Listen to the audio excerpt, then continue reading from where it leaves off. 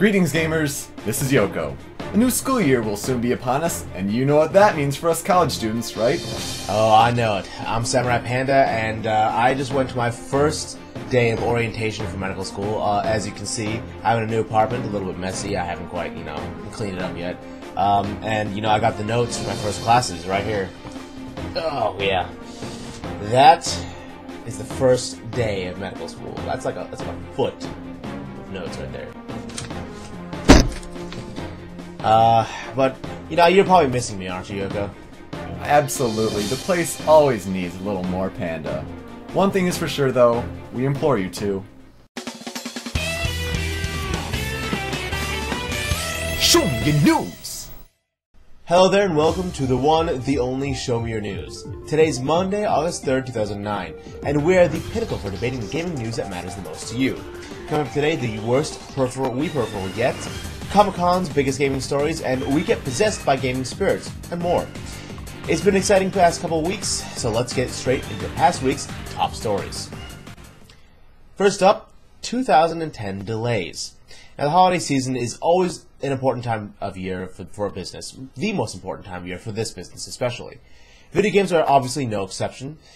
So can anyone explain why some of this year's most anticipated games are getting the corporate kick into 2010? BioShock 2 was the first to be delayed, but then Mass Effect 2 followed suit. And with PS3 exclusive, MAG rumored to do the same.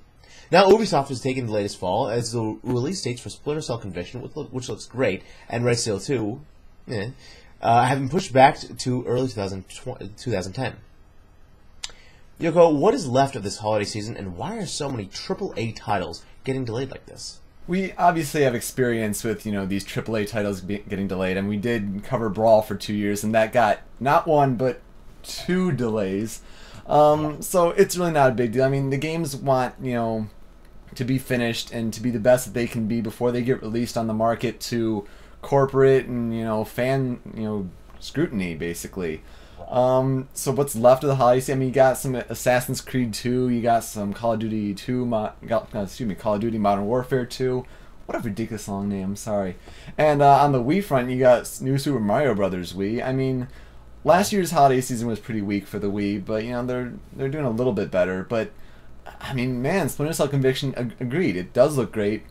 Red Steel 2, I mean, it was pretty promising for the Wii. I mean, it was one of the first games for the Motion Plus. I mean, yeah, that's definitely going to hurt the Wii. I mean, I'm not sure which console it will hurt the most. I'm leaning towards the Xbox because it doesn't have that many exclusive games to begin with this holiday season.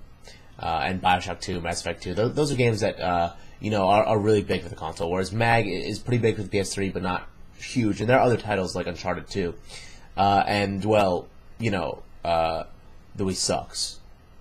So you say. Well, I mean, Red Steel 2, I will say, looked great until they, actually hit an enemy. In which case, it was ultra-realistic. It looked like there would be blood splurting everywhere, and there was not even an effect for hitting them. And then they died by falling on the floor and then flashing and then disappearing. That's, 1990s way of killing an enemy, just because the sprites would lag the game if they're left there for too long. I mean, delays are no big deal. Yes, the holiday season has been hurt a little bit, but, there are still some games to look forward to. Now, the retailer known as GameStop has always tried to be on top of it when it comes to the top video game specialized store. While some have questioned their business practices in the past via YouTube videos, their fiscal success is undeniable. That said, GameStop recently launched their casual digital store, an online-only retailer of sorts that runs their primary website, which sells casual and independent PC games. Executive Vice President of Merchandising and Marketing, Tony Bartel, claims that Casual Digital appeals to an ever-expanding customer demographic looking for value, in addition to trusted guidance to ensure that they receive the best gaming experience possible. Panda, do you agree with this business move, or does something just seem fishy to you? Frankly, it's a business. GameStop, they really know how to kind of get on the nerves of real gamers out there. And we don't really like exactly what they do or how they do it, but they make money. A lot of money. They're swimming in money. Yeah, something seems fishy to me.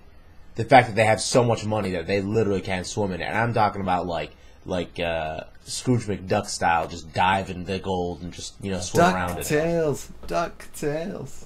They're the only major video game retailer, exclusive video game retailer in the country, because they bought out EB Games with no real competition, so they can do whatever the hell they want, and they're making lots of money to back up their ideas. But I mean, I think Amazon.com had this idea where they, sell, used games online, and it's almost like GameStop is trying to take a little bit a piece of this pie. The thing that bothers me the most of this, though, is that you don't see them selling, their regular video games as a hardcore store or a serious video game store. So why even make the distinction? Why do you even call it casual? Because that almost just feeds the separation between the two, the hardcore versus the casual, blah blah. And it's nice that they're doing this whole 50% off game sale, and they're leading with Plants vs Zombies as a heavy contender. Great game, but to make this casual distinction does not help the separation between the two types of games.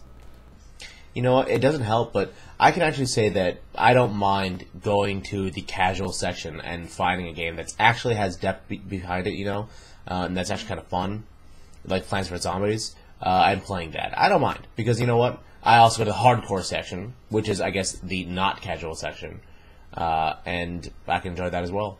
And frankly, you know what? The dichotomy exists. So, I mean, it's not like they're exacerbating some symptom. No, it's already there. Whatever. So anyways, let's move on to the Amazon PS3 Slim. So, like many people that own a PS3, I love my Sony console. It gets lots of use here in my home. Granted, it may be a bit bulky, but you can't deny its tremendous power. So when the rumors of PS3 Slim started to surface following Sony's tried and true practice of trimming their console's mass, many gamers became interested. Although the PS3 Slim has remained a rumor, the German version of Amazon.com pulled an interesting move by recently leaking a page that will be devoted to the console rework. This is an intriguing follow-up to the pictures of the PS3 Slim that were circulated by a Chinese manufacturing plant in May. Yoko, are you ready to call this a done deal, or is this still a rumor until proven true? I also find it pretty interesting with this whole PS3 Slim that, yes, the height has been trimmed down, but it still is pretty wide. So, I mean, yes, I guess it's slim, but, not really any smaller by any means. I think that, we can start looking at this as a very real possibility. I know that around E3 we were looking at the possibility of, will they start, cutting prices of their PS3 console? And if they do release a slim console, that would be a definite way to, have a lower price for the power. And they've actually been, starting to, reduce their production costs. I believe it's now 70% less expensive for them to produce a PS3 now. So they're starting to make that move, and with a lower price, you can see more console units definitely increasing in the future.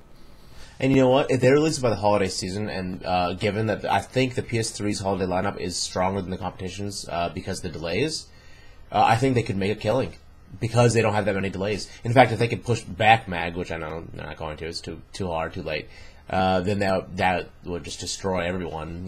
Slim PS3s just flying off the shelves. But I think it'd be a great business plan if they got out by the holiday. Yeah, absolutely. You do have Assassin's Creed 2 coming there? Yeah, but that's coming after the 360 and the PS3, correct? Right. So you do have those games, and then, I mean, the library is definitely ramping up, and we remember in 2008 it was going to be the year of the PS3, but it's looking like this year might be making that turn with a console rework, which the other two consoles aren't going to do yet. But we'll definitely. Oh, we is in desperate need of one. This is true, but might have to wait a couple more years until that gets an update. We'll see, though.